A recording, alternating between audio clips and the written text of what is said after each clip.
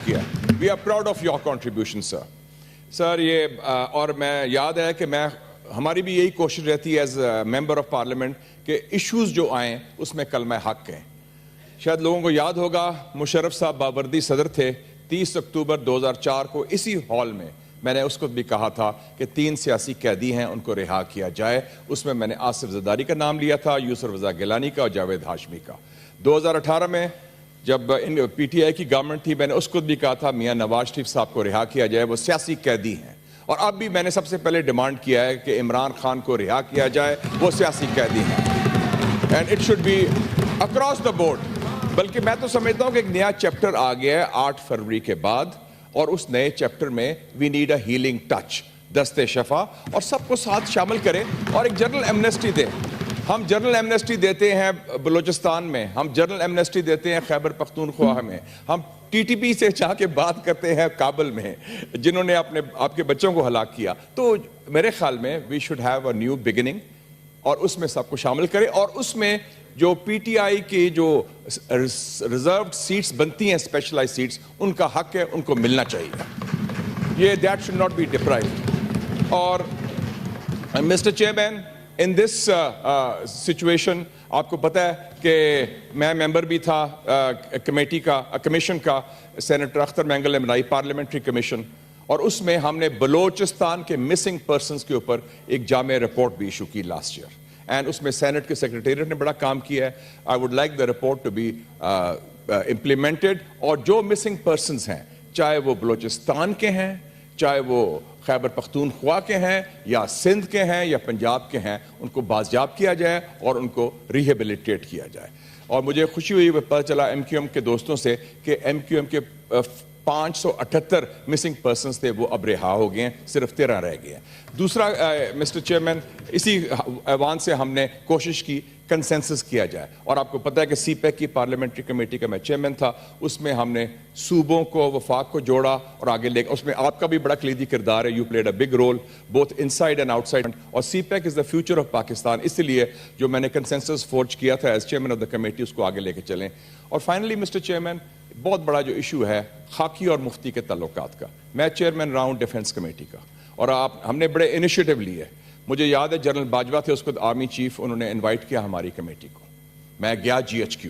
हालांकि उस वक्त कुछ हमारे दोस्तों, नादान दोस्तों ने कहा वो क्या कर रहे हो, उनके फौज के पास जा रहे हो। मैं कहा फौज भी आपकी है, फौज कोई बाहर से तो नहीं आई। मैंने बाजवा को कहा, जनरल बाजवा साहब को कहा कि आप हमने दावत दी है, तो हम आपको दावत देंगे, आप आएंगे पार्लियामेंट? कहा जरूर आऊंगा, आप दावत दें। I talk to the senate chairman Raza Rabbani साहब। रजा रबानी साहब has been a very good chairman, institutional person. उन्होंने कहा यस वील इनवाइट।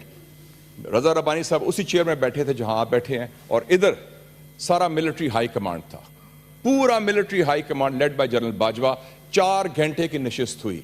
तो मैं समझता हूं कि ये इट इज एक्सट्रीमली इंपॉर्टेंट कि ये रिलेशनशिप इदारों के साथ, चाहे अदलिया हो, चाहे फौज हो, उसके साथ पॉलिटिकल फोर्सेस के ठीक होने चाहिए। और आगे बढ़ने के लिए mister chairman, we should not forget कि आप जिस तस्वीर के नीचे बैठे हैं, Quaid Azam Mohammad Ali Jinnah, the father of the nation, उन्होंने he gave this country through the ballot box, through democracy. The Qaid-e-Azam was not a general or a judge or a feudal or a cleric. He was a politician, a lawyer who came to power and support with the support of the Muslimans of India through a political party, the All India Muslim League. तो ballot, उन्होंने क्या कहा था Qaid-e-Azam ने? Democracy is in our blood. Democracy is in our marrows. And through democracy, Pakistan will flourish and strengthen. Pakistan जिंदाबाद, कायद-ए-आज़म जिंदाबाद। Reserve seat से पहले दिन से हम उस पर बात चले की आ रहे, जो ये हम आपको पॉइंट आउट करा रहे हैं कि इनको वोट ना दी जाए। ये मैं आपके पास सिर्फ वो फैक्ट्स एंड फिगर कोट करता हूँ कि डिस्प्यूट किस चीज़ का है। पाकिस्तान तहरीक इंसाफ के बे कैंडिडेट्स जिन्होंने SIC को ज्वाइन किया, सुन्नी इत्तेहाद काउंसिल, वो हमारे 86 MNAs इस हाउस में और 9 MPAs सिंध असम्बली में हैं, 107 MPAs हमारे पंजाब असम्बली में हैं, और 90 MPAs हमारे KPK असम्बली में। इसके बेस पे इलेक्शन कमीशन के पास इस असम्बली में جو 60 سیٹس ہے نیشنل اسمبلی میں وومن جی کی. کائنڈلی پلیز، آپ لوگوں کی آواز بہت گونج رہی ہے بیچ میں. جنید صاحب آپ کی آواز بہت گونج رہی. Honourable member is speaking please. جی جناب اسپیکر، یہاں جو نیشنل اسمبلی میں 60 وومن کی سیٹس ہے اور 10 نان مسلمس کی ہے. باقی پروونسز میں جو سیٹ ہے اس کو بیس پہ الیکشن کمیشن نے جو سیٹ پریزرو رکھی تھی ہمارے لیے سبجیکٹ ٹو دیئر ڈیسیجنز، وہ سیٹس ہے 8 وومن سیٹ کے پی کے اسمبلی سے جو ہمارے آنے تھے ان کے لیے پریزرو کر دی، 12 وومن سیٹ پنجاب سے جو آنے والی ان کے لیے ریزرو کر دی، اور 3 نان مسلم کے لیے ریزرو کر دی اس اسمبلی میں. یہ 23 سیٹس ہیں. اس کے علاوہ جو کے پی کے اسمبلی میں ہے وہاں 21 وومن کی سیٹس ہے. پنجاب اسمبلی میں ہمارے 24 ایم پی اے کی سیٹس ہے، اور نان مسلم کی سندھ اسمبلی میں 2 وومن کی سیٹس ہے. کے پی کے میں 21، پنجاب میں 24 اور سندھ اسمبلی میں 2. یہ ٹوٹل اسپیکر صاحب 47 سیٹیں بنتی ہیں.